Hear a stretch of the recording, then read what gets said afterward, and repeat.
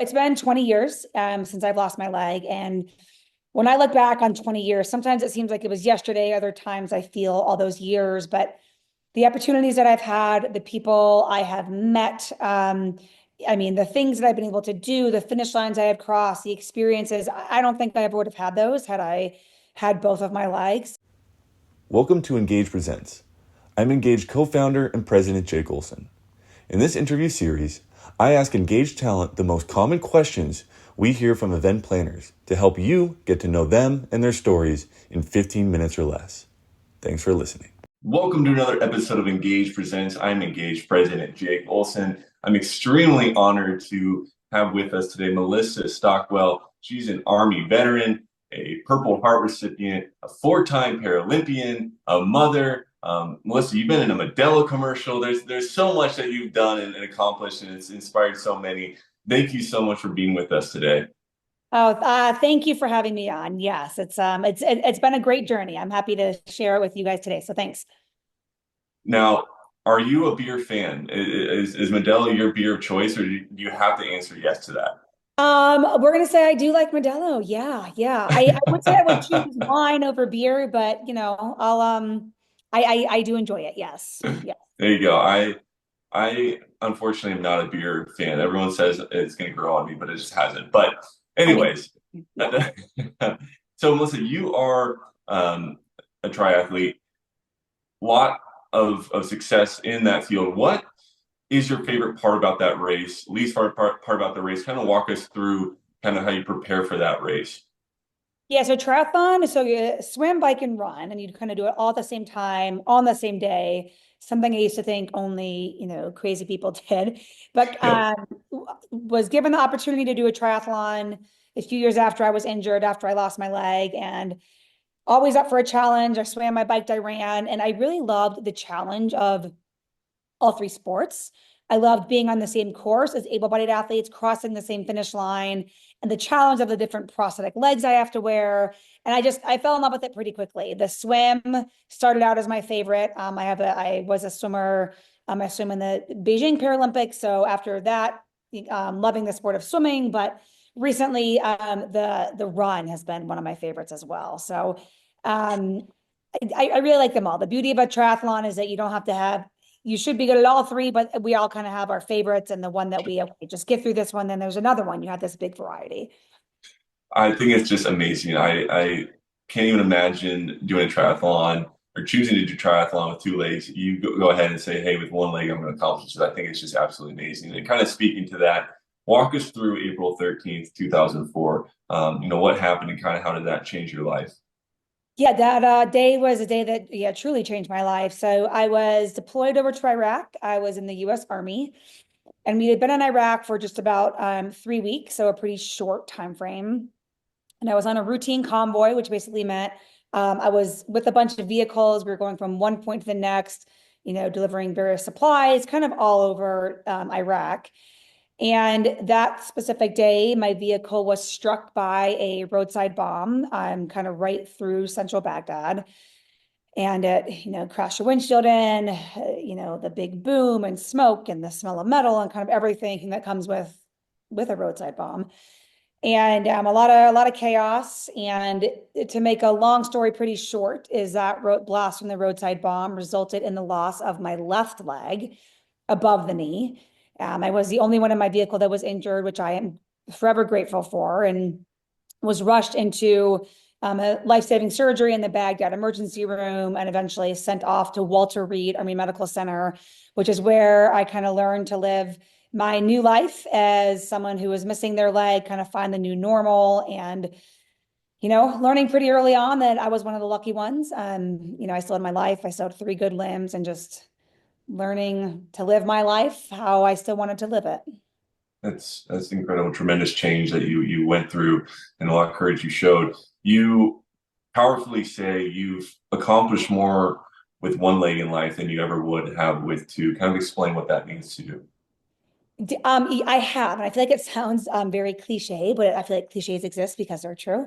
So it's been 20 years since I've lost my leg, and when I look back on 20 years, sometimes it seems like it was yesterday. Other times I feel all those years, but the opportunities that I've had, the people I have met, I mean, the things that I've been able to do, the finish lines I have crossed, the experiences, I don't think I ever would have had those had I had both of my legs. So it's been a journey, but it's been a really good one. And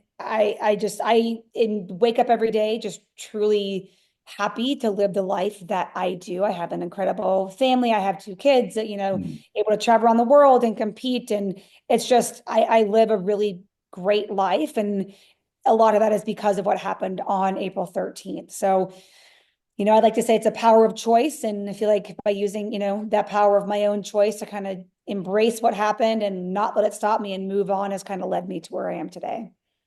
A lot of kind of themes you're hitting on there, a lot of powerful themes.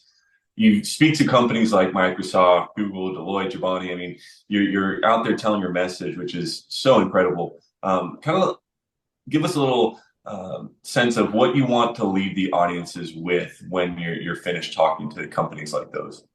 Yeah, definitely. So my presentation, so it's titled The Power of Choice. And basically in the presentation, I go over my own story through a series of pictures, overcoming the loss of a leg, overcoming obstacles that come our way, kind of how to persevere through them.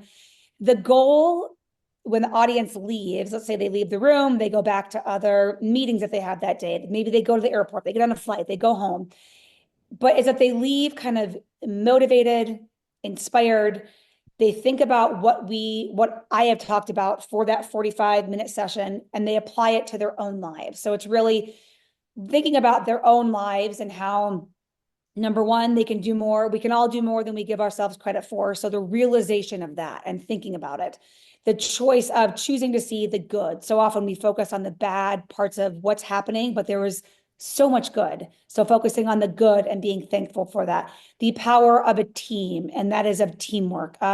Goal setting, really just this whole power of choice that we have to get out there and to live the life that we all want to live. And that could be personal life, that could be in a business setting, that could be with your employer, it could be, getting out there and trying something new and realizing what you can accomplish. So it's kind of all of these things brought into one, into this whole subject matter of the power of choice and choosing your own story.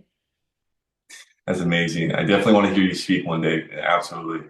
Okay, just hearing you talk about doing a triathlon with one leg, some of the hardest things you could probably ever do with one leg, but give us something that you experienced, came across after losing your leg, where you are like, wow, running a marathon is difficult, but this other thing you would think would be simple or you never even think of is now really difficult only doing it with one leg. So I would say so I'm missing my like above the knee. So Right. anytime you take out a joint, right, it adds a little bit more complexity. So you have amputees that are below the knee, and then I'm above the knee, which means obviously I'm missing my ankle and my knee. And the prosthetics these days are incredible. I can do kind of anything I would want to do, but I might do it a little bit slower. So I would say as an above the knee amputee, something. So yes, you get out, you run a marathon, you do a triathlon. Like these are things that I train for every day, and I, have these goals. But it's a little everyday things that sometimes, like going upstairs, is. I mean, I can do it and it's fine, and I do it every single day. But my prosthetic leg doesn't lift me up the stairs, so I have to go upstairs, one leg at a time and go up, and I kind of pull on the handrail. So when I get up in the morning, I don't have my prosthetic leg on. So the first thing I have to do is either get on my crutches or go put my leg on. In the shower, there has to be a shower chair. So it's like these little things that I think you don't really think about until you're living with it, and how you have to kind of figure out how to navigate these like little parts of your life that you don't necessarily think about until you have to do it, if that makes sense. That totally makes sense. That's exactly what I was looking to hear because I mean me, I lost my eyesight, so definitely have those Right. little things too where it's like you just never think of until you're in the moment. So thank you Right. for sharing that. Yeah. Um, Lastly, just give us a little sense. What is it like to work with Melissa? Pre-event, during the event, on stage, kind of afterwards. Just kind of walk us through briefly. What is it like to work with you? I hope good. I hope that there are good reviews out there. I'm very easy to work with. I will say that there's no extra requirements. There's a tech check. I'm there. It typically goes pretty quickly. I've done this enough where the slides are there. We get on the stage, kind of run through the slides, see the view of the room.